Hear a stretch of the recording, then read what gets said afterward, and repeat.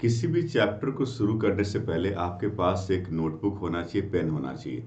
जो भी बातें मैं आपको बताऊंगा, डिटर्मिनेंट चैप्टर्स को के जितने भी कॉन्सेप्ट हैं, वो सारे कॉन्सेप्ट हम डिस्कस करेंगे। और इस पूरे वीडियो को देखने के बाद डिटर्मिनेंट से रिलेटेड जो भी प्रॉब्लम्स आप एनसीईआरटी या एनसीईआरटी बेस्ड किसी भी रेफरेंस बुक से सॉल्व करोगे, वो आपसे सॉल्व हो जाएगा। बट आपके पास एक नोटबुक होना चाहिए। जो भी इंपॉर्टेंट बातें लगती है, जो भी इंपॉर्टेंट कॉन्सेप्ट लगता है, उसको नोट जरूर करिए। और साथ ही साथ उससे रिलेटेड प्रॉब्लम्स को प्रैक्टिस करिए। यदि मैं बहुत फास्ट जा रहा हूं तो वीडियो को थोड़ा पॉज करके नोट बनाओ, फिर आगे बढ़ते चले जाओ। सो डिटर्मिनेंट की बात करते हैं। डिटर्मिनेंट एंड मैट्रिसेस, ये एक पूरा यूनिट है अलजेब्रा का। मैट्रिसेस आपने कंप्लीट कर लिया होगा, हम डिटर्मिनेंट के ऊपर बात कर रहे हैं। डिटर्मिनेंट और मैट्रिक्स में क्या डिफरेंस है, पहले ये समझो। मैट्रिक्स को हम लोग स्क्वायर ब्रैकेट से रिप्रेजेंट करते थे, और हमने कहा था rectangular arrangement of the element. Rectangular arrangement of the element is called the matrix. तो मैट्रिक्स को हम लोग कौन से ब्रैकेट से रिप्रेजेंट करते थे? आइदर स्क्वायर ब्रैकेट या स्मॉल ब्रैकेट से। यहां पर यदि मैं कुछ एलिमेंट इस तरह का लिख देता हूं, इस तरह का, सो this is a kind of matrix. ये एक मैट्रिक्स है। नाउ डिटर्मिनेंट क्या होता है? मैट्रिक्स को सॉल्व नहीं किया जा सकता है, जबकि डिटर्मिनेंट को हम इस तरह के ब्रैकेट से रिप्रेजेंट करते हैं। और डिटर्मिनेंट हमेशा स्क्वायर फॉर्म में होता है।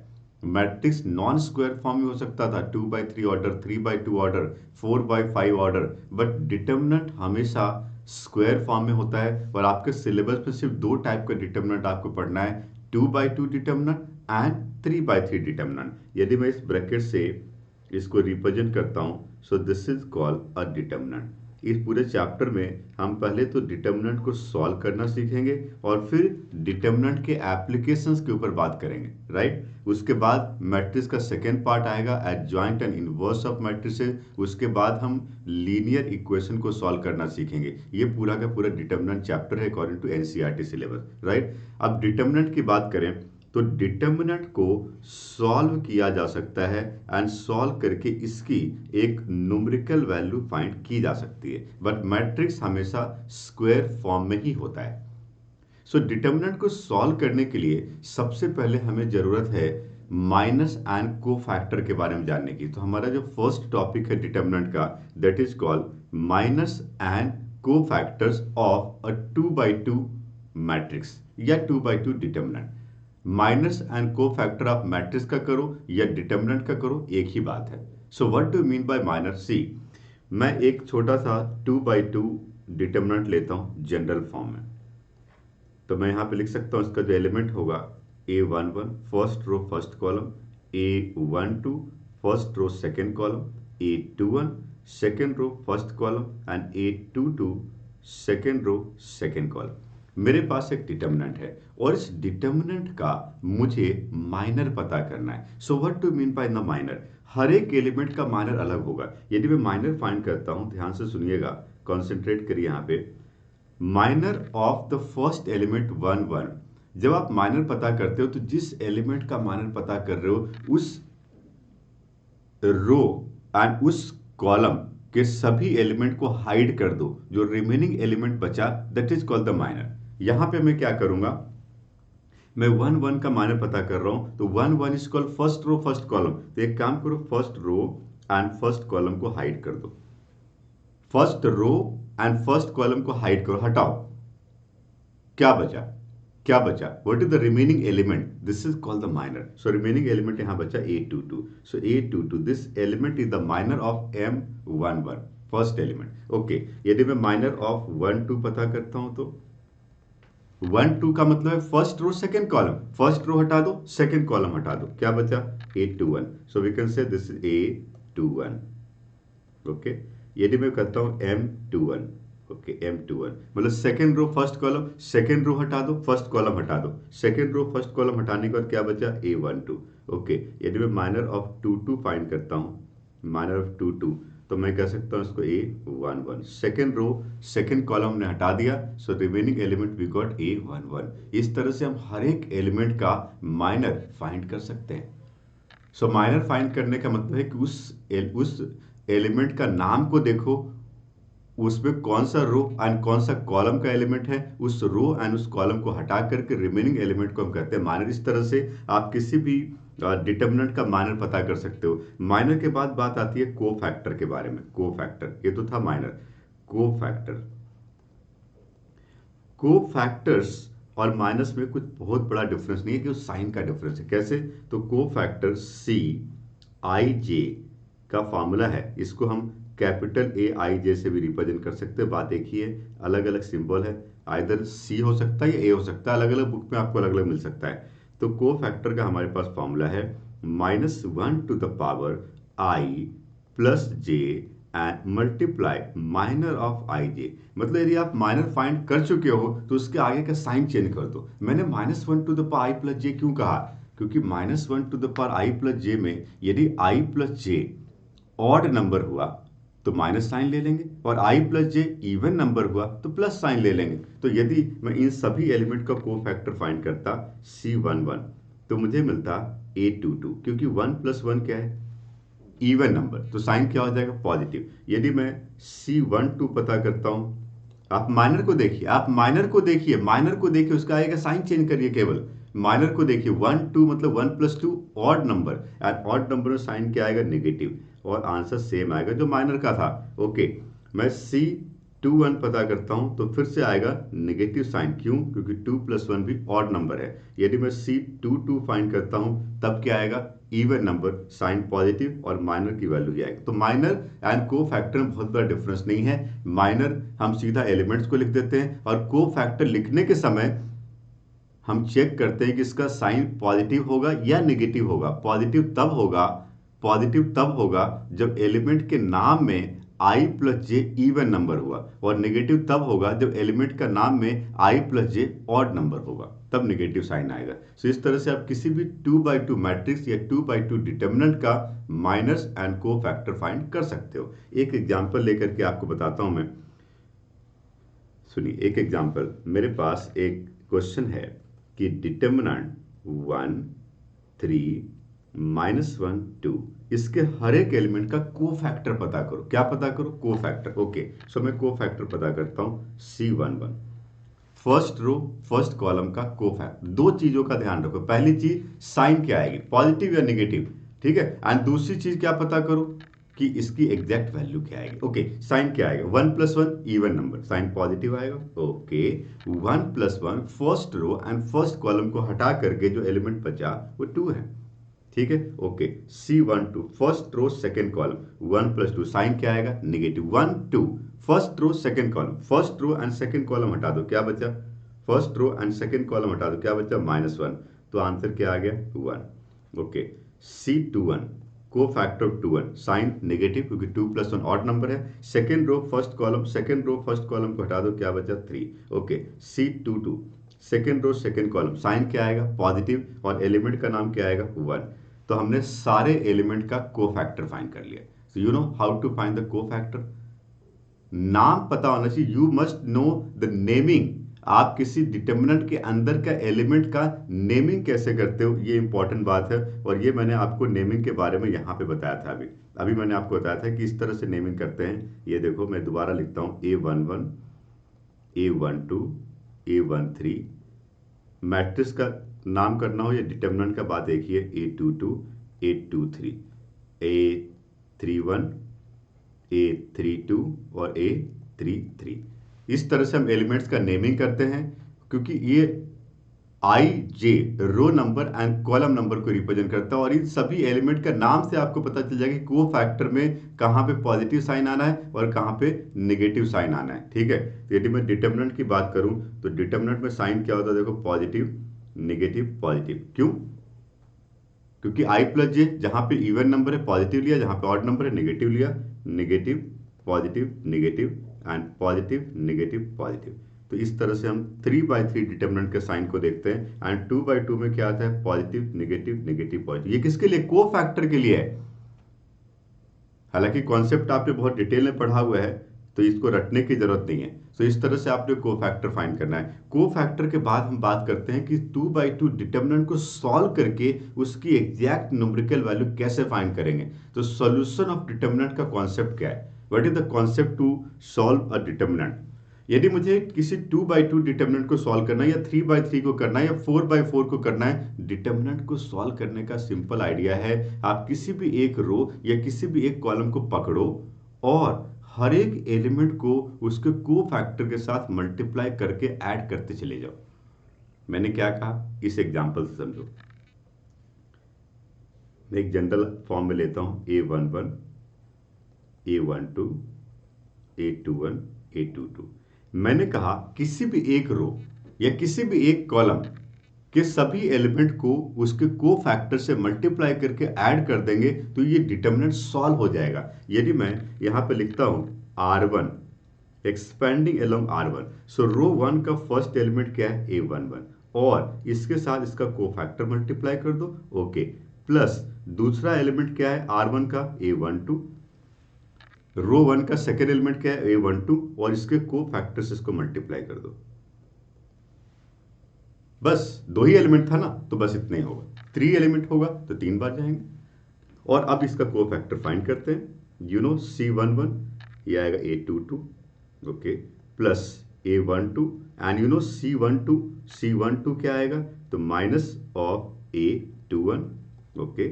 सो ये बन गया A11 A22 minus A12 A21। तो ये मैंने आपको जनरल आइडिया बताया how to solve a determinant. आप इस मेथड से 2/2 3/3 4/4 5/5 किसी भी डिटर्मिनेंट को सॉल्व कर सकते हो। हालांकि आपके सिलेबस में सिर्फ 2 टाइप के डिटर्मिनेंट होंगे, 2/2 या 3/3। तो ये जो फाइनल आंसर आप देख रहे हो, इस फाइनल आंसर को देख के हमें पता चल रहा है कि इसका इस डिटर्मिनेंट को सॉल्व करने का एक शॉर्टकट मेथड भी है। शॉर्टकट मेथड क्या है, 2/2 डिटर्मिनेंट में केवल एप्लीकेबल होगा कि आप इन दोनों एलिमेंट को क्रॉस मल्टीप्लाई करो, A11 A22, देखो आंसर को देखो, and minus A12 into A21। ये सिंपल तरीका है, इसमें कोई फॉर्मूला कोई कॉन्सेप्ट लगाने की जरूरत नहीं, सीधा cross multiply minus another cross multiply. For example मेरे पास एक डिटर्मिनेंट है 2 1 4 3। इस डिटर्मिनेंट की वैल्यू क्या होगी, मैंने कहा पहले इन दोनों को क्रॉस मल्टीप्लाई करो, A11 A22, तो क्या मिल गया 2 × 3, माइनस साइन लगाओ, माइनस साइन लगाओ, और A12 को A21 से मल्टीप्लाई कर दो, 1 × 4, तो your answer will be 3 2 6 -4 = 2।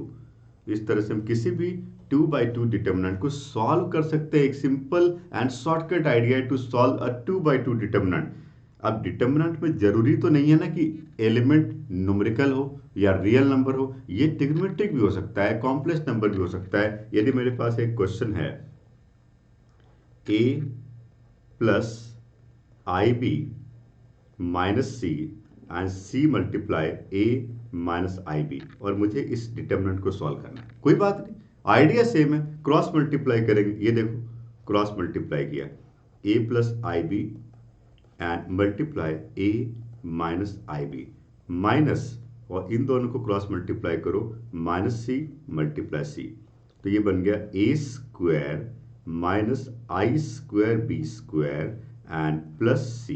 I² की वैल्यू आपको पता है -1 होती है, हमने कॉम्प्लेक्स नंबर में पढ़ा था। I² is called -1, so this is called A² plus B² and plus C, this is the answer. तो इस तरह से आप किसी भी 2/2 डिटर्मिनेंट को सॉल्व कर सकते हो। आगे बढ़ते हैं, अब हम बात करते हैं 3/3 डिटर्मिनेंट के बारे में।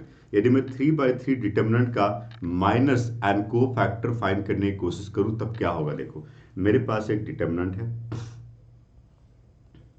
मेरे पास एक डिटर्मिनेंट है A11 A12 A13, first row third column, A second row first column, second row second column, second row third column, third row first column, third row second column and third row third column. ये मेरे पास एक determinant है, okay.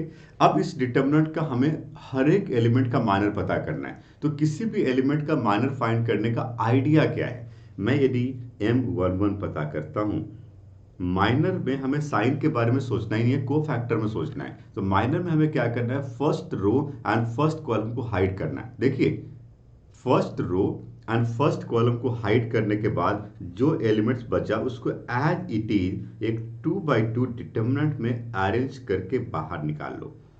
मैंने कहा first row and first column को hide करो, first row को एंड फर्स्ट कॉलम को हाइड किया हमने।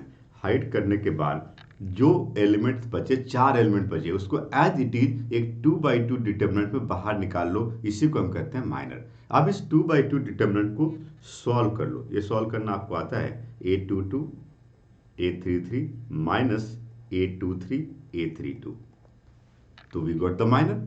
थोड़ा सा लेंदी है, हर एक एलिमेंट का माइनर इसी तरह से फाइंड करना है। यदि मैं रैंडमली कुछ माइनस फाइंड करके आपको दिखाऊं और मैं कहता हूं m13 पता करो, इसका मतलब है कि अब first row and third column को हाइड करने वाले हो।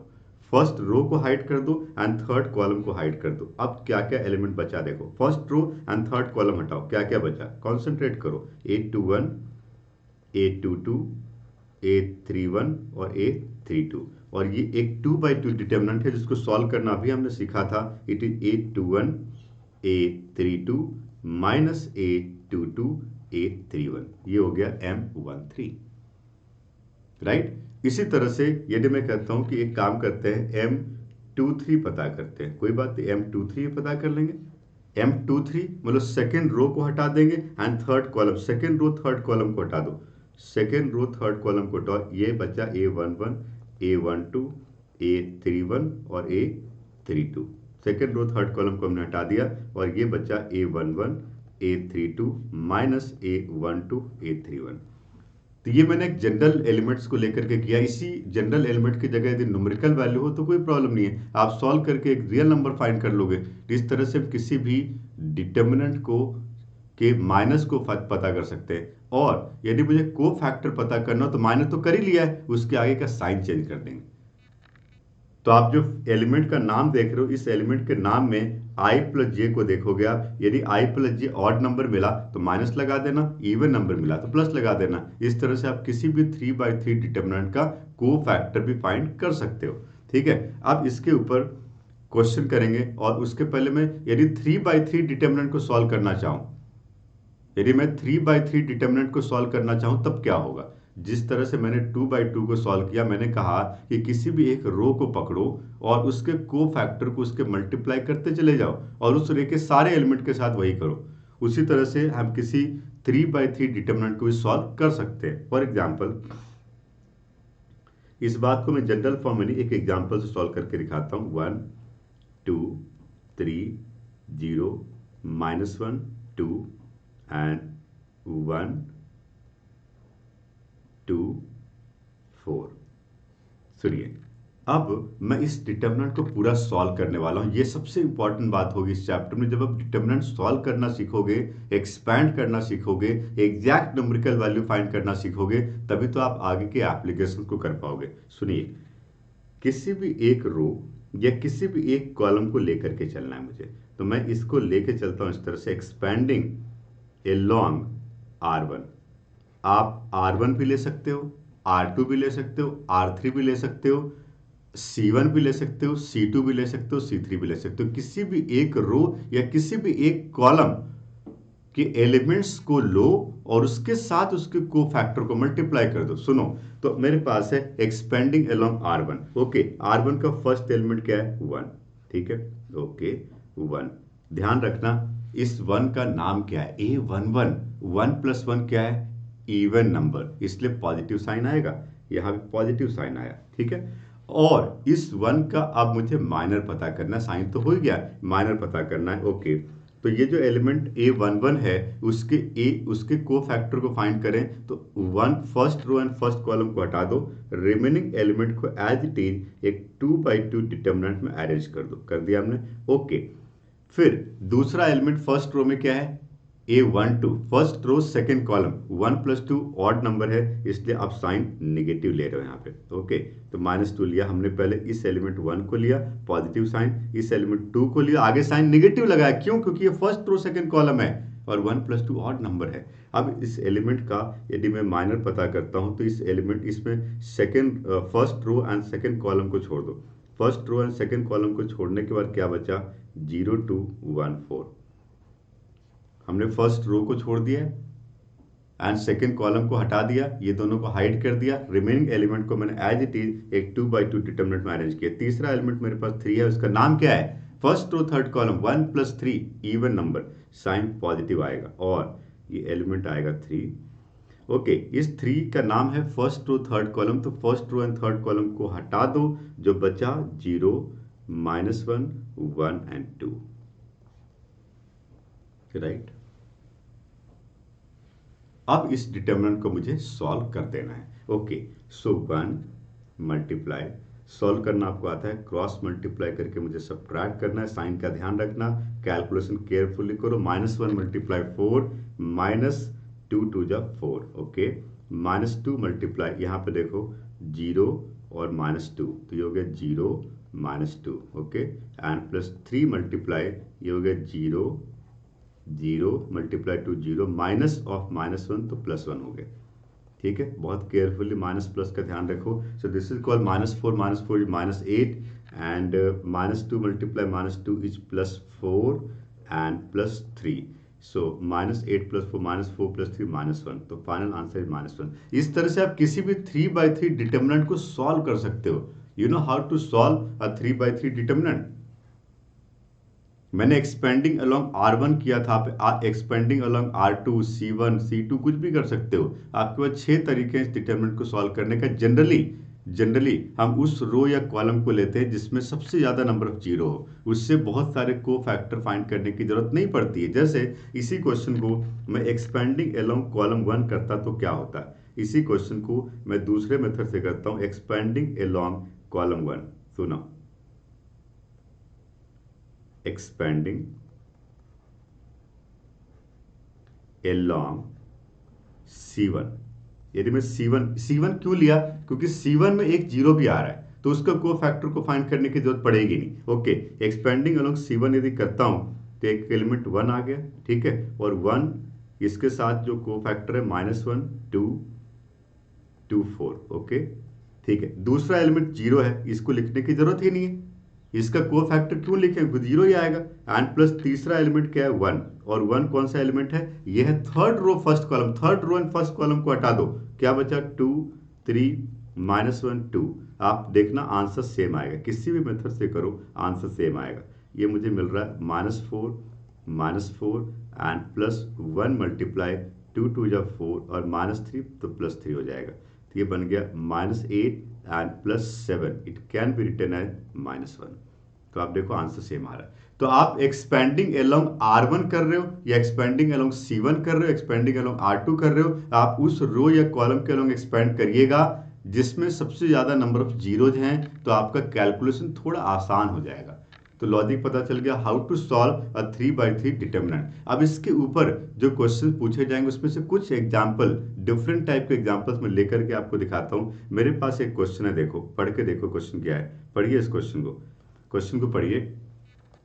लिखा है कि एक डिटरमिनेंट है जिसको सॉल्व करना है आपको। Expand this determinant and find the exact value, evaluate करना है, सॉल्व करना है। ओके, तो मैं इसमें देख रहा हूं कि सभी रो ये सभी कॉलम में एक एक जीरो आ रहा है। ओके, तो मैं जनरली प्रीफर करता हूं कि मैं रो 1 के अलोंग एक्सपैंड करूं, एक्सपैंडिंग अलोंग R1, मैं प्रीफर ये करता हूं। आप किसी भी के अलोंग करो, कोई दिक्कत वाली बात नहीं है, आंसर सेम आएगा। सो R1 के अलोंग एक्सपेंड करता हूं तो सबसे पहला एलिमेंट ही 0 आता है, इसमें कुछ लिखने की जरूरत नहीं, इसको हटाओ।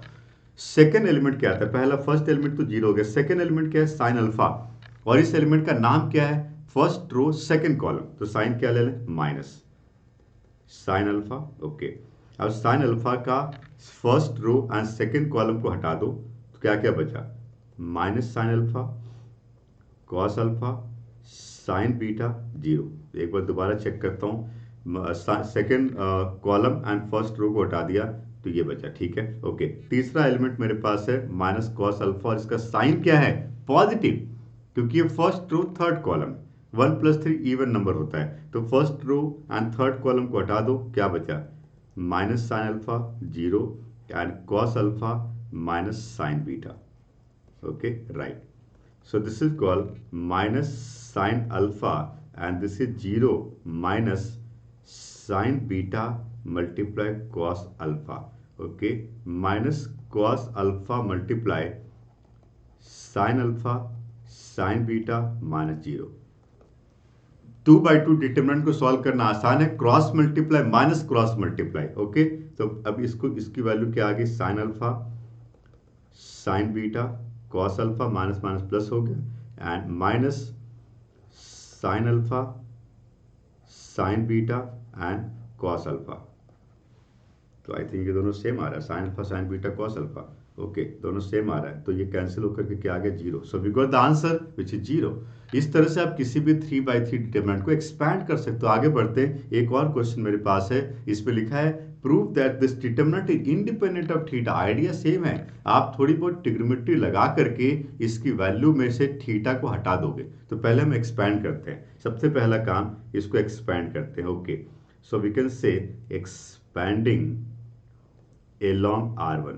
जब आप थोड़े क्वेश्चन प्रैक्टिस कर लोगे तो इसका कैलकुलेशन और आसान हो जाएगा। जैसे मैं इसमें एक ही स्टेप में 2/2 को सॉल्व करते हुए चलता हूं। Expanding along R1, x multiply minus x square minus 1 minus sine theta. देखना ध्यान से, कॉन्सेंट्रेट करो, साइन थीटा और ये हटा दो तो minus x sine theta minus cos theta. Okay, and तीसरा एलिमेंट है कॉस थीटा, प्लस आ गया कॉस थीटा, तो कॉस थीटा का बन जाएगा minus sine theta and plus x cos theta.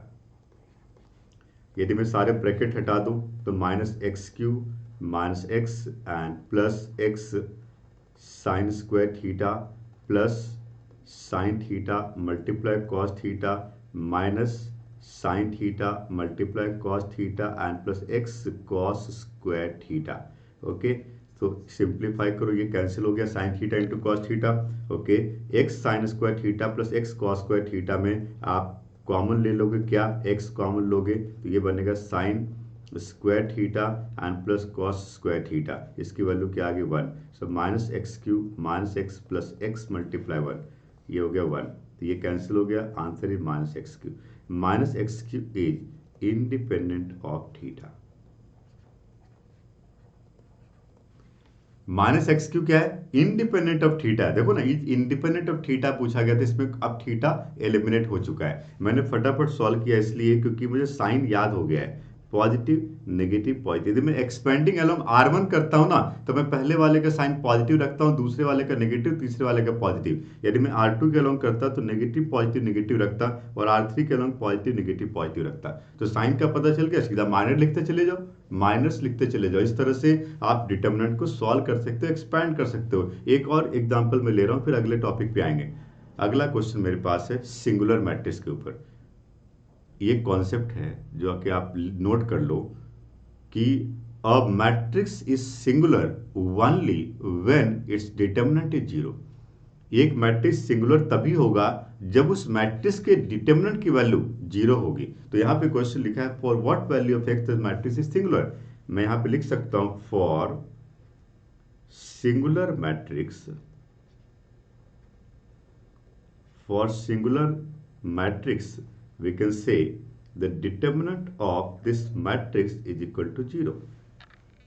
तो अब इस मैट्रिक्स का मुझे डिटरमिनेंट पता करना है 1 -2 3 1 2 1 एंड x 2 -3, और ये किसके इक्वल है, 0 के इक्वल है। इसको सॉल्व करके मुझे x की वैल्यू पता करनी है। ओके, तो मैं एक्सपेंडिंग अलोंग R1 कर लेता हूँ, 1 मल्टीप्लाई -6 -2। थोड़े क्वेश्चन प्रैक्टिस करो तो आप भी फटाफट एक्सपेंड कर पाओगे।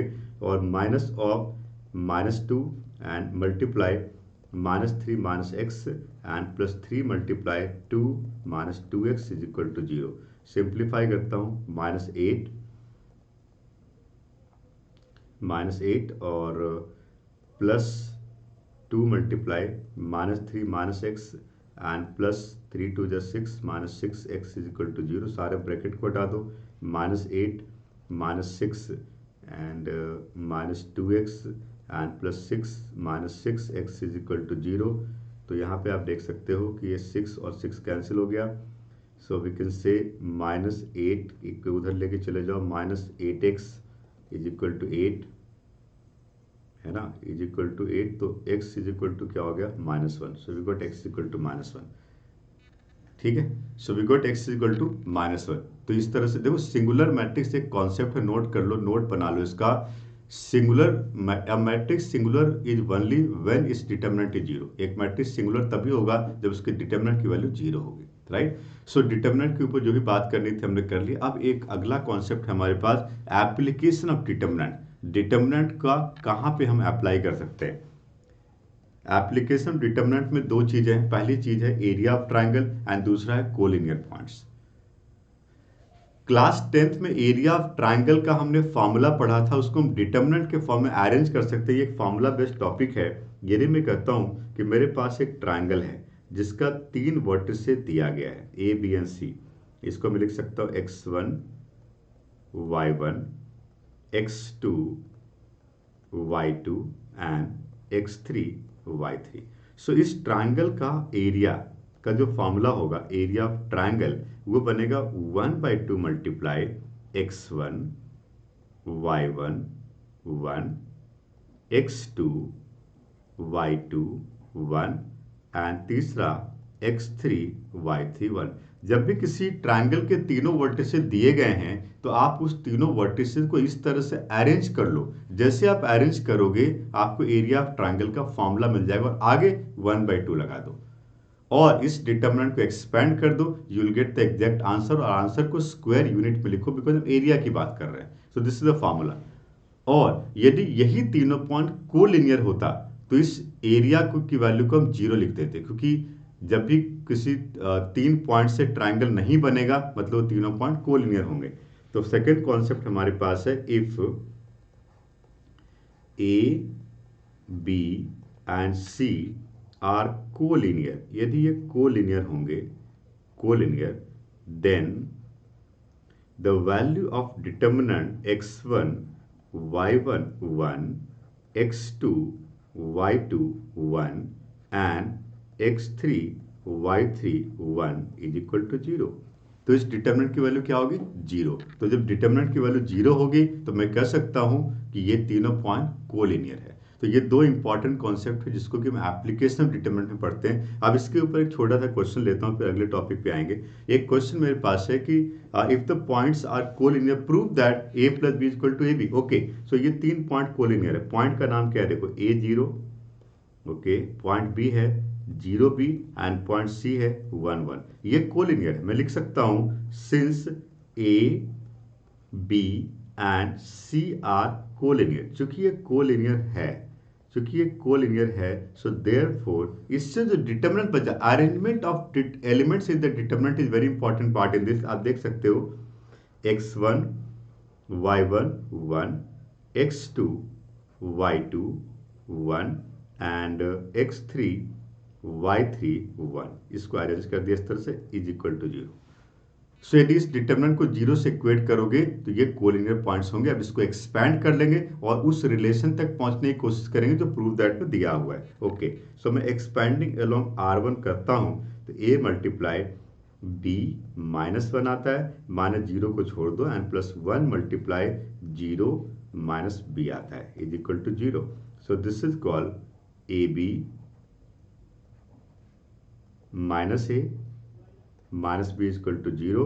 यदि मैं a और b को राइट साइड में शिफ्ट करता हूं so we can say ab is equal to a plus B.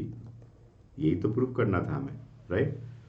So collinear points and area of triangle के ऊपर फॉर्मूला बेस्ड क्वेश्चन आते हैं। फॉर्मूला यदि आपको याद है और आपको ये पता है कि एलिमेंट्स को डिटरमिनेंट के अंदर किस तरह से अरेंज किया जाता है, फर्स्ट रो में फर्स्ट वर्टेक्स आता है, सेकेंड रो में सेकेंड वर्टेक्स आता है एंड थर्ड रो में थर्ड वर्टेक्स आता है। सो you will get the answer, very simple. ठीक है, आगे बढ़ते हैं। अगला टॉपिक हमारे पास है जो कि मैट्रिक्स का सेकेंड पार्ट है, जिसको हम कहते हैं adjoint and inverse of matrices. So next topic we have adjoint of a matrix. Adjoint ये क्या चीज है, what do you mean by adjoint. तो मैं यदि एडजॉइंट को डिफाइन करना चाहता हूं तो मैं लिख सकता हूं transpose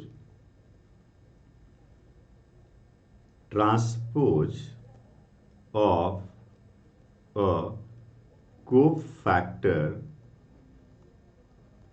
matrix is called adjoint of a matrix. Adjoint of a matrix, किसी भी मैट्रिक्स का एडजॉइंट को फाइंड करने के लिए सबसे पहले उस मैट्रिक्स के कोफैक्टर मैट्रिक्स को पता करते हैं, मतलब उस मैट्रिक्स के हर एक एलिमेंट का कोफैक्टर पता करते हैं एंड कोफैक्टर मिलने के बाद उसका ट्रांसपोज कर देते हैं, that is called the adjoint. यदि मैं एक छोटा सा 2x2 का एग्जांपल लूं, पहले एक एग्जांपल से मैं आपको बताता हूं। मेरे पास एक मैट्रिक्स ए है जिसका एलिमेंट है 1 2 3 एंड 4। मुझे इस मैट्रिक्स का एडजॉइंट पता करना। एडजॉइंट को हम 3 स्टेप में करते हैं, जल्दीबाजी मत करो, कैलकुलेशन मिस्टेक हो सकता है। एडजॉइंट एंड इनवर्स एक ऐसा टॉपिक है जिसमें यार यदि आप कुछ कैलकुलेशन मिस्टेक कर भी दोगे तो आपको पता नहीं चलेगा। आंसर तो आएगा बट गलत आंसर आएगा, आंसर आएगा बट गलत होगा। इसलिए कैलकुलेशन को बहुत केयरफुली कंसंट्रेशन के साथ करो। अब सुनो, मैं आपको 3 स्टेप बता रहा हूं और इन 3 स्टेप्स को ही फॉलो करना है। सबसे पहला स्टेप में आप एक काम करो, हर एक एलिमेंट का माइनर को फाइंड करके प्लेस करो यहाँ पे। जैसे सबसे पहले मैं इस 1 का माइनर पता करता हूं तो क्या आता है 4, ओके। फिर मैं इस 2 का माइनर फाइंड करता हूं तो क्या आता है 3, माइनर आपको पता है। यदि मैं इस 3 का माइनर फाइंड करता हूं तो क्या आता है 2, और यदि मैं इस 4 का माइनर फाइंड करता हूं तो क्या आता है 1। पहले हमने क्या किया, माइनर। अब माइनर फाइंड करने के बाद इन सभी एलिमेंट्स का नेम को देखो कि कहां पर पॉजिटिव और कहां पर नेगेटिव साइन आएगा यदि हम कोफैक्टर फाइंड करें। पहला काम, step 1, find the minor. The second step is change the sign. तो जिस एलिमेंट का नाम 1 1 है वहां positive, 1 2 negative, 2 1 negative and 2 2 positive. तो मैंने यहां पे साइन चेंज कर दिया इन दोनों एलिमेंट का, क्योंकि इन दोनों में i plus J odd number है। सेकेंड स्टेप हो गया। पहला स्टेप, हर एक एलिमेंट का माइनर फाइंड करके पुट कर दो। दूसरा स्टेप, साइन चेंज कर दो, किनका, जहां पे i plus J odd number आ रहा है। तीसरा स्टेप, इसका ट्रांसपोज फाइंड करो। So finally we got the adjoint. Adjoint का मतलब इस मैट्रिक्स के एलिमेंट्स में रो को कॉलम में अरेंज कर देंगे। तो आपको पता है ट्रांसपोज कैसे फाइंड करते हैं, फर्स्ट रो के एलिमेंट को फर्स्ट कॉलम में पुट कर देते हैं एंड सेकंड रो के एलिमेंट को सेकंड कॉलम में पुट कर देते हैं। This is called the adjoint. ये बहुत सिंपल था, हमने 2x2 मैट्रिक्स का एडजॉइंट फाइंड कर लिया। 3 स्टेप्स फॉलो करना सीखो, आप किसी भी मैट्रिक्स का एडजॉइंट बहुत इजीली फाइंड कर सकते हो। अब मैं आपको एक एग्जांपल बताता हूं जिसमें हम एक 3x3 मैट्रिक्स का एडजॉइंट फाइंड करेंगे। थोड़ा लेंदी होगा बट प्रैक्टिस करोगे फटाफट सॉल्व होने लगेगा। एक और एग्जांपल सुनो। एक और एग्जांपल, मेरे पास एक मैट्रिक्स ए है जिसका एलिमेंट कुछ इस तरह से है 1 2 -1 3 1 2 एंड 0 2 -1। और इस मैट्रिक्स का मुझे एडजॉइंट पता करना है स्टेप बाय स्टेप। सबसे पहला स्टेप मैं माइनर पता करता हूं। जल्दीबाजी मत करो, स्टेप बाय स्टेप चलो, ध्यान से कंसंट्रेट करना है। यहाँ पे आप देखते रहो मैं क्या लिखता जा रहा हूं। आप देखिए मैं क्या लिख रहा हूं। सबसे पहले मैं फर्स्ट एलिमेंट का माइनर पता करूंगा 1 का, ठीक है। तो 1 का माइनर पता करने के लिए मुझे क्या करने की जरूरत है, सो 1 के सामने का रो एंड कॉलम हटा दो। तो मैं लिखता हूं -1 -1 -1 -1 -4 -1 -4 -1 2 2 जा 4 -1 -4 इज इक्वल -5। सेकेंड, हर एक एलिमेंट का -2 का माइनर लिखता हूं। इस 2 का माइनर लिखता हूं तो ये -3 -0, इसको -3 लिख देंगे। तीसरा -1 का लिखते हैं, 3 2 जा 6 -0 6 आएगा, ठीक है। इस 3 का माइनर लिखते हैं, इसके सामने का रो एंड कॉलम हटा दो, -2 एंड +2 0 -2 एंड -2 और +2 0, ओके। इस एलिमेंट का माइनर लिखता हूं तो -1 -0, ओके। इस एलिमेंट का माइनर लिखता हूं तो 2 -0 2, ओके। इस एलिमेंट का मान लिखता हूँ 2 2 जा 4 एंड 4 और +1 5, ओके।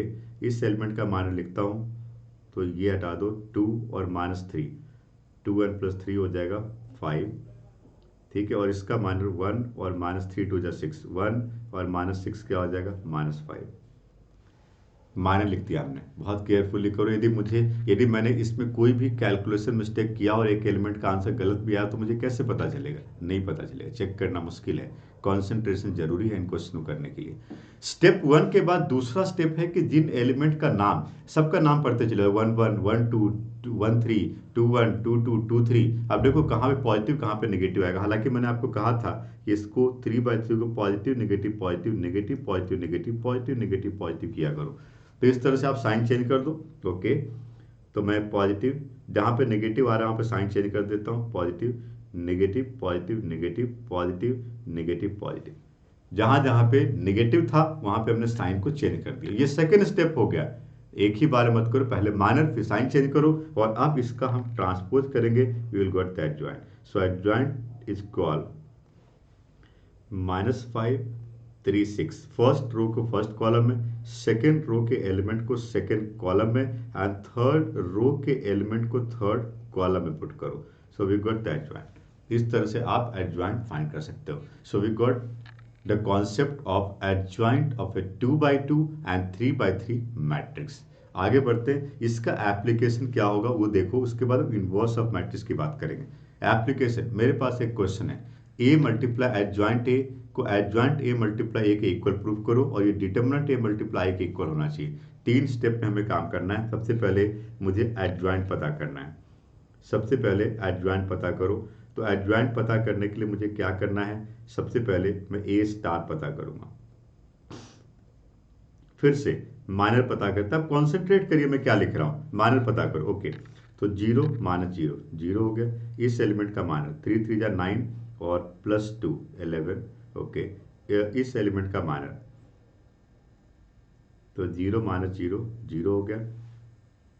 ओके, फिर इस एलिमेंट का माइनर, इसके सामने का रो एंड कॉलम हटा दो, -3 -0 -3 0 का माइनर तो 3 और -2 1।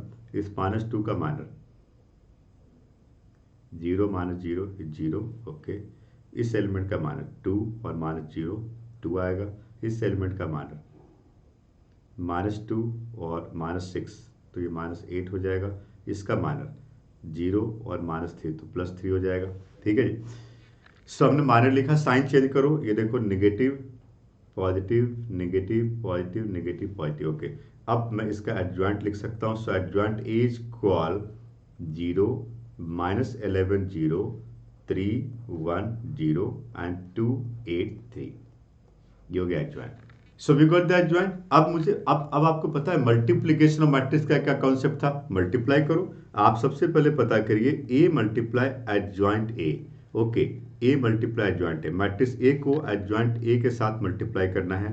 1 -1 2 3 0 -2 एंड 1 0 3।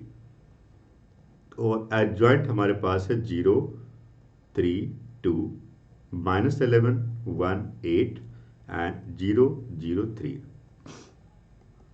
ओके, मल्टीप्लाई करते हैं। So first row multiply first column 0 11 and 0 11 आ गया, fine, that's good. Second row multiply first column 0 + 0 + 0 0 आएगा।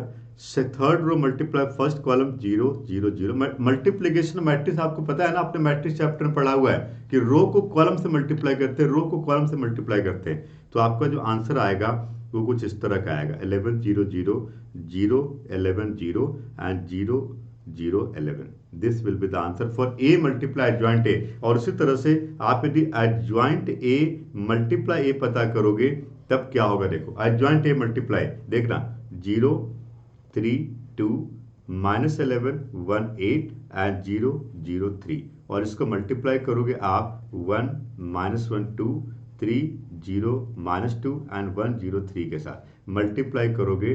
अब देखो first row multiply first column 3 3 9 + 2 11, ये भी सेम आएगा 11 0 0 0 11 0। आप इसको पूरा सॉल्व करके देखना, ये सेम आएगा। सो आपने देखा यहाँ पर A multiply adjoint A and adjoint A multiply दोनों इक्वल आ रहा है। और तीसरा पार्ट इसमें था डिटर्मिनेंट ए मल्टीप्लाई आई। तो डिटर्मिनेंट ए यदि आप फाइंड करते हो यहां पर एक्सपैंड कर देता हो, देखो zero determinant along column one, along column one, along column one expand करो, एक्सपेंडिंग एलोंग कॉलम वन, तो क्या आएगा, इस एलिमेंट का नाम आएगा 11, माइनस माइनस प्लस हो गया, और इसके सामने का रो और कॉलम हटा दो तो क्या मिल रहा है 9। तो डिटर्मिनेंट ए की वैल्यू मिल रही है क्या 11। देखो कॉलम वन के अलोंग एक्सपैंड कर रहे, सॉरी इसको क्या कर दिया मैंने, एडजॉइंट का कर रहा था मैं। डिटर्मिनेंट का करो, डिटर्मिनेंट ये गिवन क्वेश्चन का करो, ये देखो इस क्वेश्चन का डिटर्मिनेंट फाइंड करो। सो मैं लिख सकता हूँ एलोंग कॉलम टू एक्सपैंड करते हैं तो 1 आएगा, एलिमेंट 1 और मल्टीप्लाई 3 3 9 और माइनस प्लस 2, तो ये आ गया 11। तो आप देख रहे हो determinant A multiply identity matrix भी क्या आएगा 11 मल्टीप्लाई 1 0 0 0 1 0 एंड 0 0 1, आंसर सेम आ रहा है। तो ए मल्टीप्लाई एडजॉइंट मल्टीप्लाई ए और डिटर्मिनेंट ए मल्टीप्लाई, ये तीनों इक्वल आ गया। ये एक फॉर्मूला बन गया, दिस इज अ फॉर्मूला जिसको आगे इनवर्स में आप यूज कर सकते हो। So we have a formula A multiply adjoint A is equal to adjoint A multiply is equal to determinant A multiply identity matrix of 3 by 3 order, right? चलो आगे बढ़ते हैं। तो ये बहुत इंपॉर्टेंट क्वेश्चन मैंने adjoint के ऊपर आपको बताया। अगला टॉपिक मेरे पास है inverse of a matrix. Adjoint से इनवर्स का फॉर्मूला डेराइव किया जा सकता है। अभी मैंने जो प्रॉपर्टी पढ़ी थी वो था A multiply adjoint A is equal to determinant A multiply identity matrix. What do mean by identity matrix? Identity matrix is called 1। हालांकि मैट्रिक्स को सॉल्व करना पॉसिबल नहीं है, but in the case of identity matrix and null matrix we can consider this as 1 and 0, right. Now अब मैं इसको लिख सकता हूं A multiply adjoint A is equal to determinant A। यदि मैं लेफ्ट हैंड साइड वाले मैट्रिक्स ए को राइट हैंड साइड में शिफ्ट कर देता हूं तो वो इनवर्स बन जाएगा। So this can be written as adjoint A is equal to determinant A multiply A inverse। और डिटर्मिनेंट A को यदि हम लेफ्ट हैंड साइड में ले आए so it is called adjoint A divided by determinant A is equal to A inverse। So we got a formula to find inverse of a matrix which is 1 by determinant A multiply adjoint A। ये किसी भी matrix के inverse को find करने का एक formula हो गया जिसमें एक कंडीशन भी बन गया कि डिटर्मिनेंट ए की वैल्यू 0 नहीं होनी चाहिए। यदि किसी क्वेश्चन में डिटर्मिनेंट ए की वैल्यू 0 आ गई तो आप कह सकते हो A inverse does not exist. यदि किसी क्वेश्चन को सॉल्व कर रहे हो डिटर्मिनेंट ए की वैल्यू 0 आ रही है तो उसमें ए इनवर्स फाइंड करना पॉसिबल नहीं है क्योंकि 1 by 0 is not defined, right. So we got a formula to find inverse of the matrix. Inverse का एप्लीकेशन लीनियर इक्वेशन को सॉल्व करने में होता है। सो इनवर्स के ऊपर किस तरह के क्वेश्चन पूछे जा सकते हैं वो मैं आपको बताता हूँ, but inverse is based on adjoint. You must know the adjoint then we can find the inverse, right.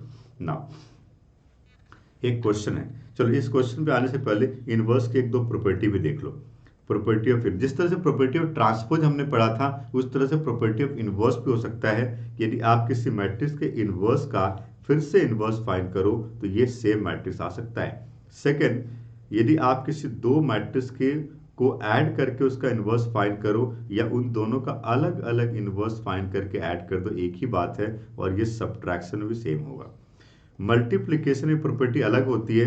A B inverse can be written as B inverse multiply A inverse होता है। ये एक प्रॉपर्टी है और in property को आप question में use कर सकते हो, राइट। सॉरी, अब मेरे पास एक क्वेश्चन है कि मैट्रिक्स ए और मैट्रिक्स बी दो 2 by 2 मैट्रिक्स दिया गया, वेरीफाई करना है property A B inverse equal to B inverse multiply inverse. बहुत लेंथी क्वेश्चन है। सबसे पहला काम ए बी पता करते हैं। लेफ्ट हैंड साइड के बारे में सोचते हैं, मैं आपको डिटेल में एक्सप्लेन करता हूं, सुनो। सबसे पहले ए बी पता करते हैं।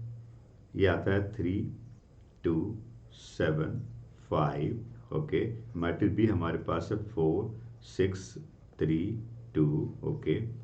तो ये ए बी हो जाएगा हमारे पास। यदि मैं मल्टीप्लाई करता हूँ 4 3 जा 12 एंड प्लस 6, 4 3 जा 12 एंड प्लस 3 2 जा 6, 12 प्लस 6 कितना हो गया 18। Okay, second row first column 7 4 जा 28 एंड 28 प्लस 15, तो 38 एंड प्लस 5 43, 7 4 जा 28 plus 15। Okay, first row multiply second column 6 3 जा 18 प्लस 4 22 एंड 42 एंड प्लस 10 52, ये मिल गया ए बी। अब मुझे ए बी का क्या फाइंड करना है, इनवर्स पता करना। How to find the inverse, inverse का स्टेप्स क्या होगा। इनवर्स का स्टेप्स ये होगा कि पहले आप ए बी का डिटर्मिनेंट पता करिए, फिर आप ए बी का स्टार पता करिए, और फिर आप ए बी का एडजॉइंट पता करिए, एडजॉइंट ऑफ ए बी, और फिर इन दोनों को डिवाइड करिए, you will get A B inverse. और इस तरह से आप B inverse, A inverse, steps में बताता हूं क्या करना है। ये मिल गया लेफ्ट हैंड साइड, ठीक है। तो लेफ्ट हैंड साइड में ए बी इनवर्स क्या मिलेगा, तो 1 by determinant of A B जो हम फाइंड कर चुके होंगे, और multiply adjoint of A B, ये हो गया left hand side. Left hand side हो गया। अब राइट हैंड साइड में क्या क्या करोगे, राइट हैंड साइड में सबसे पहले बी का डिटर्मिनेंट फाइंड करो, बी स्टार फाइंड करो, फिर बी का एडजॉइंट फाइंड करो, फिर इन दोनों को डिवाइड करके बी इनवर्स पता करो, तो बी इनवर्स होगा 1 by determinant A multiply adjoint B, ठीक है। इसके बाद नेक्स्ट स्टेप क्या होगा, ए का डिटर्मिनेंट पता करो, ठीक है, फिर ए का स्टार पता करो, स्टार का मतलब माइनर एंड को फैक्टर होता है, और फिर इसका ट्रांसपोज करने से मुझे एडजॉइंट मिलता है, सो एडजॉइंट ऑफ ए पता करो, फिर ए इनवर्स मिलेगा 1 by determinant A multiply adjoint ए, ठीक है। स्टेप्स मैं आपको बता रहा हूं कि क्या क्या स्टेप फॉलो करोगे जिससे कि आंसर आएगा, एंड लास्ट में आप B inverse multiply A inverse पता करो, so you will get the final answer. B inverse multiply A inverse पता करो, तो इसका जो आंसर आएगा वो बी इनवर्स का एक मैट्रिक्स मिला होगा, उसको ए इनवर्स से मल्टीप्लाई कर देना, ये आंसर आएगा। तो ये राइट हैंड साइड और लेफ्ट हैंड साइड दोनों इक्वल आ जाएगा। तो इन स्टेप्स को फॉलो करके आप इस क्वेश्चन को प्रूव कर सकते हो, बहुत आसान है, 2/2 है। यदि ये 3/3 होता तो बहुत लेंदी क्वेश्चन हो जाता, ठीक है, राइट। अगला क्वेश्चन मैं इनवर्स के ऊपर ले रहा हूं, सुनो। हमारे पास कुछ इंपॉर्टेंट प्रॉपर्टीज है, we have few important property, और इसके ऊपर मल्टीपल चॉइस क्वेश्चन पूछे जाते हैं। पहला क्वेश्चन है कि आप डिटर्मिनेंट ऑफ एडजॉइंट ए पता करो।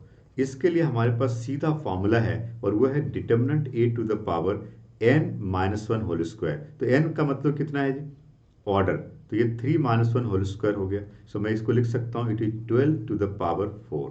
ये फर्स्ट क्वेश्चन का आंसर हो गया। सेकंड क्वेश्चन हमसे पूछा गया है कि डिटर्मिनेंट ऑफ एडजॉइंट ए पता करो। इसका फॉर्मूला है determinant A to the power n-1। n क्या है, व्हाट इज n, ऑर्डर।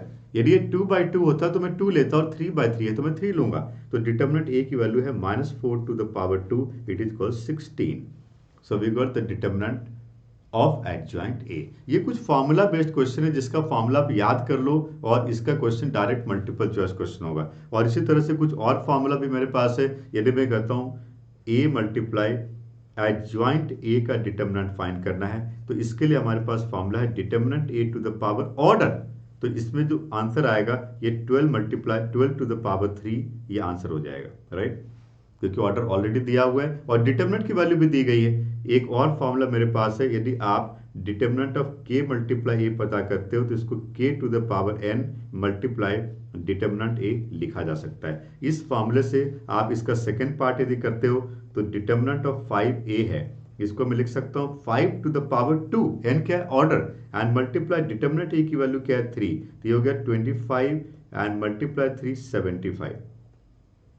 चार फॉर्मूला मैंने आपको बताया, और इन चारों फॉर्मूले को याद कर लो, और इसके ऊपर जो भी क्वेश्चन आएंगे multiple choice question, very short answer question, आप इसको फॉर्मूला बेस्ड डायरेक्ट कर सकते हो, ठीक है। अगला लास्ट टॉपिक है इस चैप्टर का, that is system of linear equation. Linear equation को मैट्रिक्स मेथड से कैसे सॉल्व किया जाता है, सुनिए। सो अगला टॉपिक मेरे पास है system of linear equations. Matrix multiplication से लीनियर इक्वेशंस को मैट्रिक्स के फॉर्म में कैसे ट्रांसफॉर्म किया जाए और उसमें वेरिएबल्स की वैल्यू को कैसे पता की जाए, ये हम लोग सिस्टम ऑफ लीनियर इक्वेशन में पढ़ेंगे। एक एग्जांपल, मैं सबसे पहले एक 2x2 का एग्जांपल लेता हूं। मेरे पास एक मैट्रिक्स है एक इक्वेशन है a1x plus b1y equal to c1। दूसरा इक्वेशन है a2x plus b2y equal to c2। ये मेरे पास दो इक्वेशन है और इन दोनों इक्वेशन को सॉल्व करके मुझे x एंड y पता करना है। हालांकि ये बात हमने क्लास 10th में पढ़ी हुई है, बट वहां पे हमने substitution method, elimination method, cross multiplication method and graphical method पढ़ा था। यहाँ पे उसी इक्वेशन को सॉल्व करने का मैट्रिक्स मेथड पढ़ेंगे हम लोग। So we'll discuss about the matrix method to solve the linear equation in 2 variable। आगे मैं 3 वेरिएबल की बात करूंगा।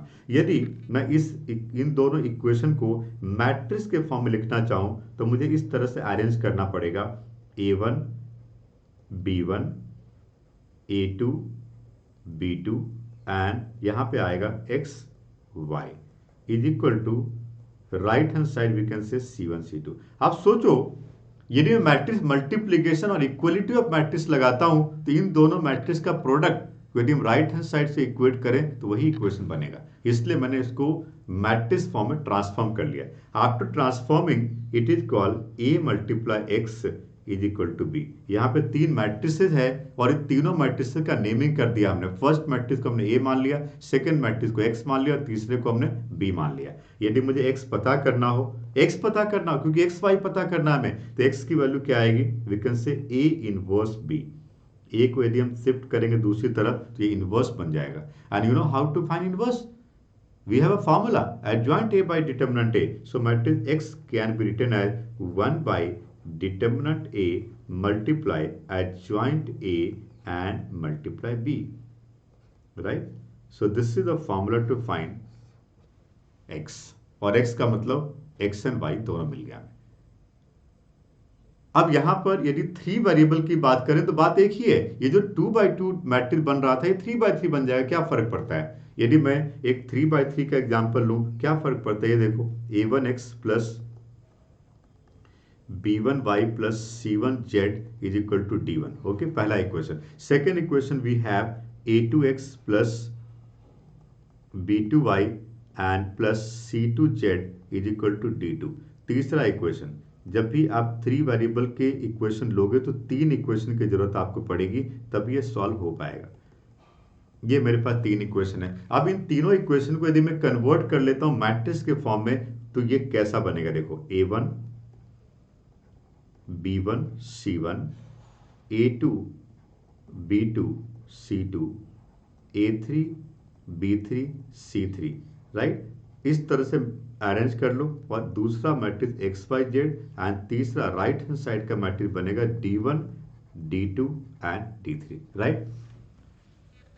Idea same. इस मैट्रिक्स को a मान लो, इसको x मान लो, इसको b मान लो। So x can be written a inverse multiply b, जैसे हमने यहां पे किया था। एक ही बात है। तो 2x2 या 3x3 लीनियर इक्वेशन को सॉल्व कर सकते हैं मैट्रिक्स मेथड से, और आइडिया एंड फॉर्मूला मैंने बता दिया, कुछ एग्जांपल लूंगा। बट उसके पहले आप ये भी जानिए कि कंसिस्टेंसी एंड इनकंसिस्टेंसी क्या होता है। यदि मैं बात करता हूं कंसिस्टेंसी के बारे में, तो ये जो फॉर्मूला है ना, इससे हम इसका कॉन्सेप्ट डिराइव कर सकते हैं। पहला, सबसे पहले, if determinant A is non-zero, the system has unique solution. The system has unique solution. तो जैसे आप लीनियर इक्वेशन को मैट्रिक्स फॉर्म में लिखते हो, आप सबसे पहले उस मैट्रिक्स का डिटर्मिनेंट पता कर लो, आइदर 2x2 या 3x3 का। डिटर्मिनेंट फाइंड करने में देखो क्या ये जीरो आ रहा है? नहीं, जीरो नहीं आ रहा है। जीरो नहीं आ रहा मतलब सिस्टम है यूनिक सॉल्यूशन। दूसरा, यदि ये जीरो आ रहा है, यदि डिटर्मिनेंट ए की वैल्यू जीरो आ रही है, तो आप चेक करिए कि एडजॉइंट ए मल्टीप्लाई बी क्या आ रहा है। क्या ये भी जीरो आ रहा है? एडजॉइंट ए मल्टीप्लाई बी कहाँ है? न्यूमरेटर में है। तो क्या न्यूमरेटर भी जीरो आ रहा है? यदि दोनों जीरो आ रहा है तो system has infinite many solutions.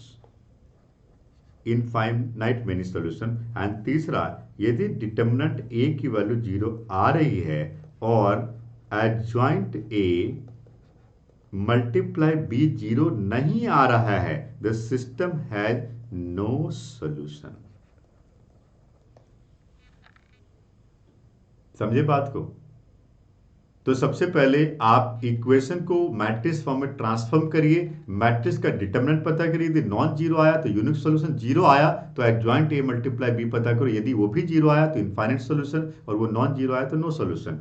Unique solution and infinite solution को हम कंसिस्टेंट कहते हैं, कंसिस्टेंट, और नो सॉल्यूशन को हम कहते हैं इनकंसिस्टेंट। यदि इनकंसिस्टेंट के बारे में बात की जा रही है तो इसका मतलब नो सॉल्यूशन के बारे में बात की जा रही है। तो कंसिस्टेंट का मतलब क्या है? आइदर यूनिक सॉल्यूशन या इनफाइनाइट सॉल्यूशन। इनकंसिस्टेंट का मतलब क्या है? No solution, right. चलिए आगे बढ़ते हैं। अब मेरे पास एक क्वेश्चन है, solve the following system equation by matrix method. मैं पूरा क्वेश्चन एक सॉल्व करके आपको दिखाता हूं, फिर उसके आंसर को वेरीफाई करके देखेंगे। सबसे पहले मैं इन इक्वेशन को मैट्रिक्स फॉर्म में ट्रांसफॉर्म करता हूं। क्या बनेगा देखो, अरेंजमेंट ऑफ कोएफिशिएंट 1 1 1 1 0 2 एंड 3 1 1, ठीक है। और मैट्रिक्स जो दूसरा हमारे पास बनेगा, क्योंकि 3 वेरिएबल है, so we can say x y z, and the right hand side we can say it is 6 7 12. So we got the matrix X, we got the matrix X, we got the matrix B. So matrix A, X and B मिल गया. So X can be written as A inverse multiply B. अब मुझे A inverse पता करना है, इसका steps पता है। सबसे पहला स्टेप मुझे डिटर्मिनेंट पता करना है। तो सबसे पहले मैं इसका डिटर्मिनेंट फाइंड करता हूँ। 1 1 1 1 0 2 एंड 3 1 1। एक्सपेंडिंग अलोंग R1 यदि मैं करता हूँ तो मुझे मिलता है 0 -2 -1 multiply 1 -6 and plus 1 multiply 1 minus 0, it is -2, and minus 5 into -1 is +5 and +1. So यही कर रहे हैं ना, 5 + 1 6 - 2 4. So we got the determinant, it is 4.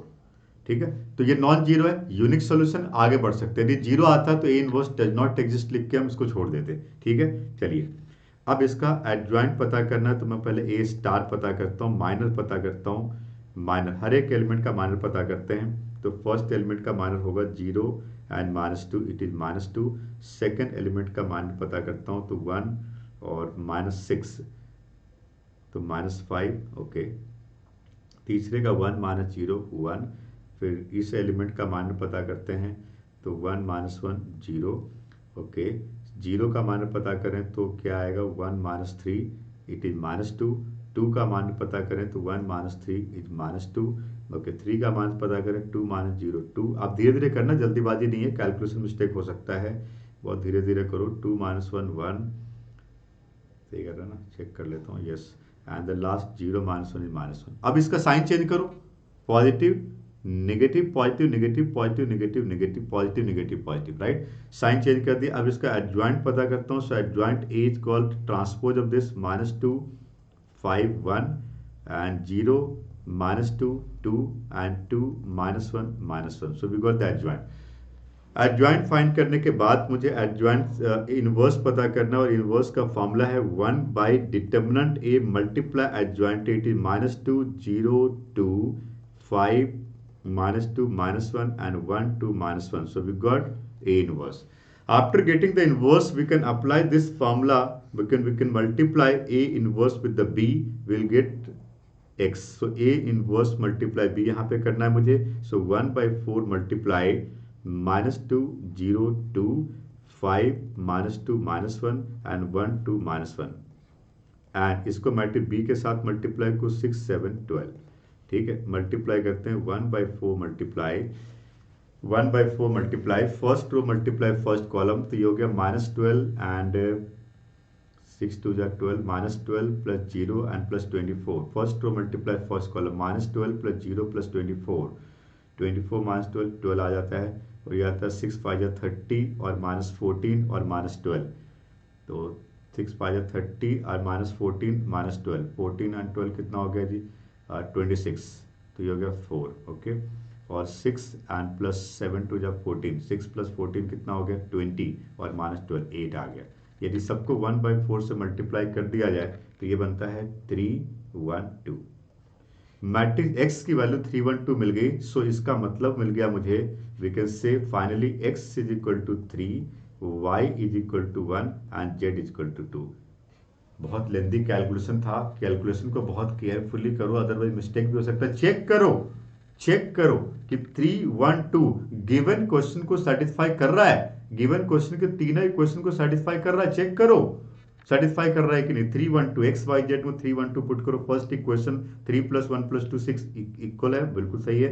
3 + 2 × 2 4 7 आ रहा है, बिल्कुल सही है। 3 3 9 एंड +1 10 + 2 12, ये भी सही है। तो आपने देखा यहां पर कि ये जो आंसर है ये गिवन तीनों इक्वेशन को सेटिस्फाई कर रहा है, तो हमारा आंसर करेक्ट है।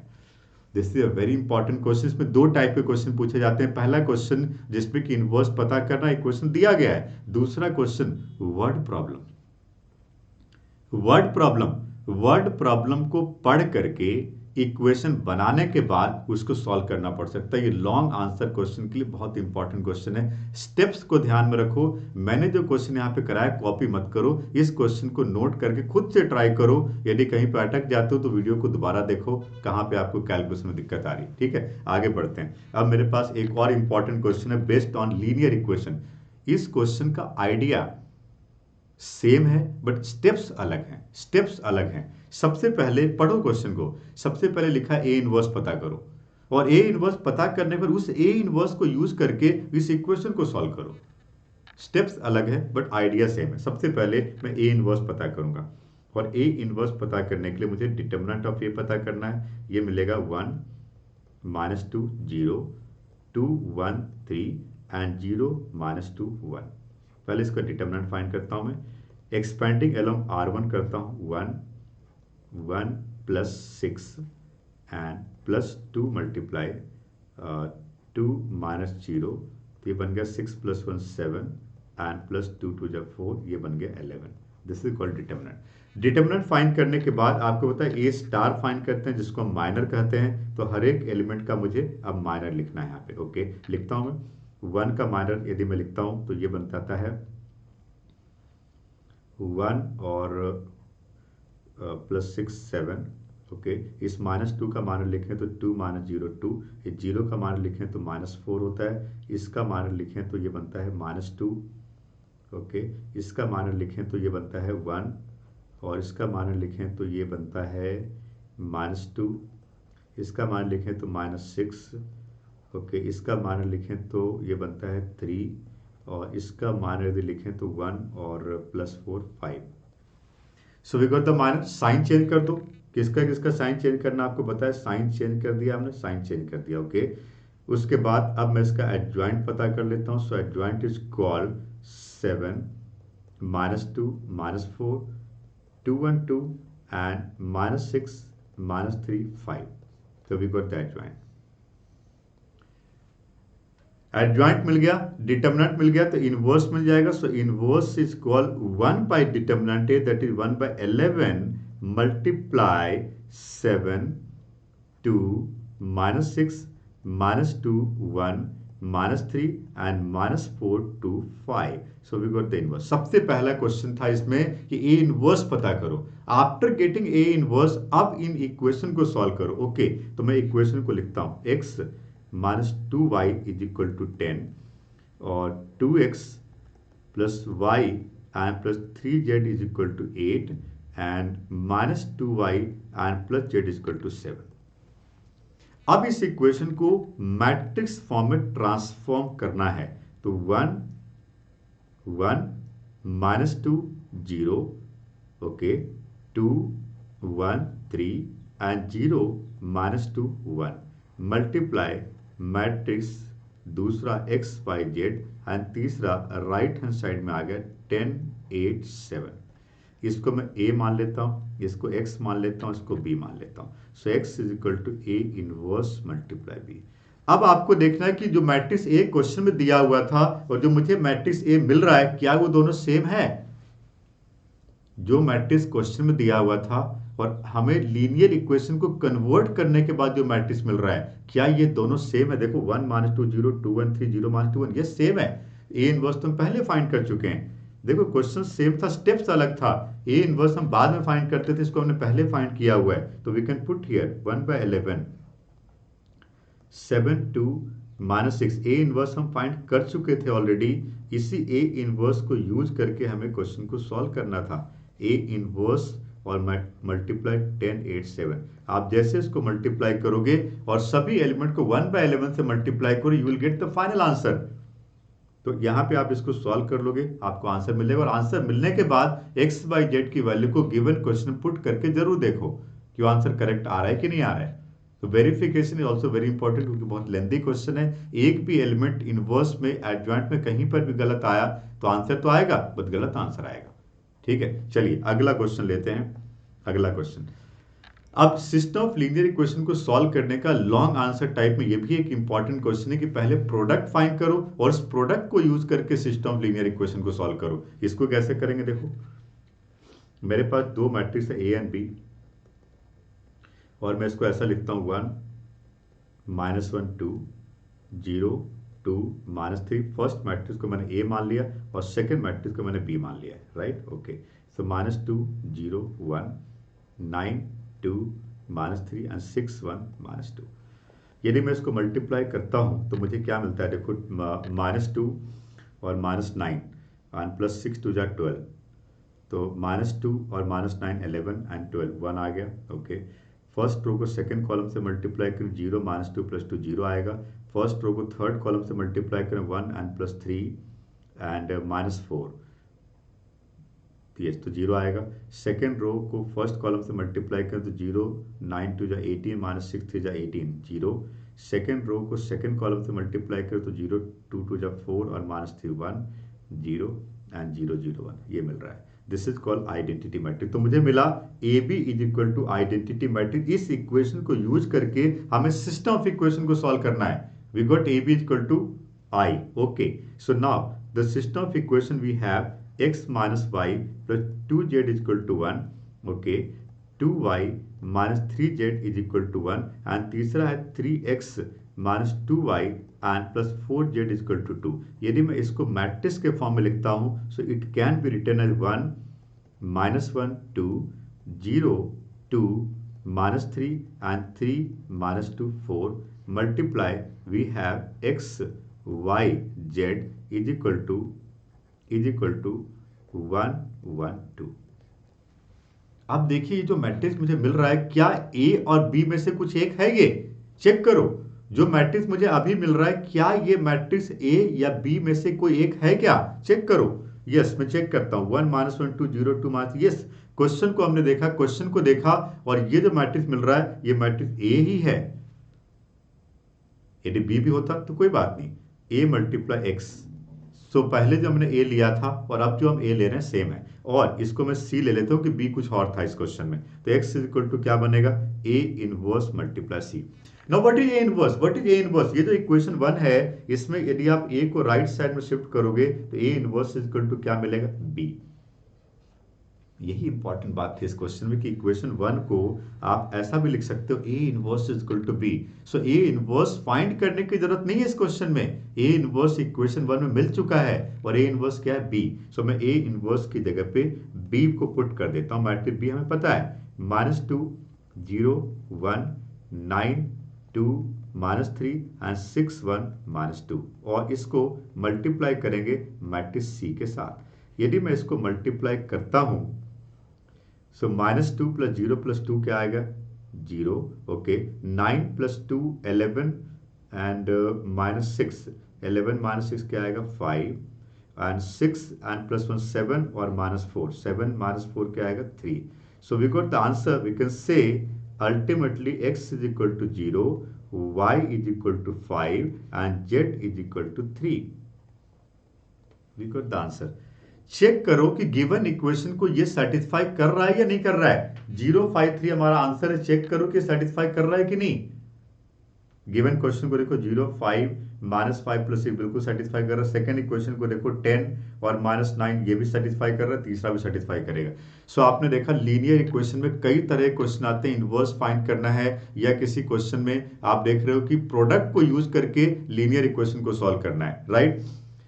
डिटर्मिनेंट के ऊपर जितने भी पॉसिबल क्वेश्चन थे हमने किए। आपको एक काम करना है, सबसे पहले जो भी हमने क्वेश्चंस किए हैं आप नोट्स बनाइए। नोट्स बनाने के बाद जितने भी एनसीईआरटी प्रॉब्लम है, जितने भी रेफरेंस बुक या किसी भी प्रीवियस ईयर क्वेश्चन को सॉल्व करने का ट्राई करो। सारे डिटर्मिनेंट के क्वेश्चन को ट्राई करो, सारे टाइप के क्वेश्चन मैंने आपको बता दिया है। और यदि किसी क्वेश्चन में अटक जाते हो, कोई क्वेश्चन सॉल्व नहीं हो पा रहा है, तो आप ऑनलाइन मैथ्स के यूट्यूब चैनल पे जाओ, वहाँ पे सर्च बटन में उस क्वेश्चन को सर्च करके देखो, हो सकता है उसका सोल्यूशन आपको वहां पे मिल जाए। क्योंकि हर एक चैप्टर के जितने भी इंपॉर्टेंट क्वेश्चन है, जितने भी डिफिकल्ट प्रॉब्लम हो सकते हैं, उन सभी के वीडियो मैंने पहले से बनाए हुए हैं और वो अपलोड किया हुआ है। और उसके बाद भी यदि आपको नहीं मिलता तो कमेंट बॉक्स में लिख करके बताओ, हम उसके ऊपर ही वीडियो बनाएंगे। और ये चैप्टर आपको समझ में आया कि नहीं समझ में आया, कैसा लगा, इसको कमेंट बॉक्स में लिखो। चैनल को सब्सक्राइब कर लो। अगला चैप्टर जैसे आता रहेगा आपको नोटिफिकेशन मिलता रहेगा, नोटिफिकेशन ऑन कर लो, बेल आइकन को प्रेस करो और उसके बाद आप जितने भी चैप्टर्स हैं उसके वीडियो लेक्चर को देखते रहो, आगे बढ़ते रहो, ठीक है।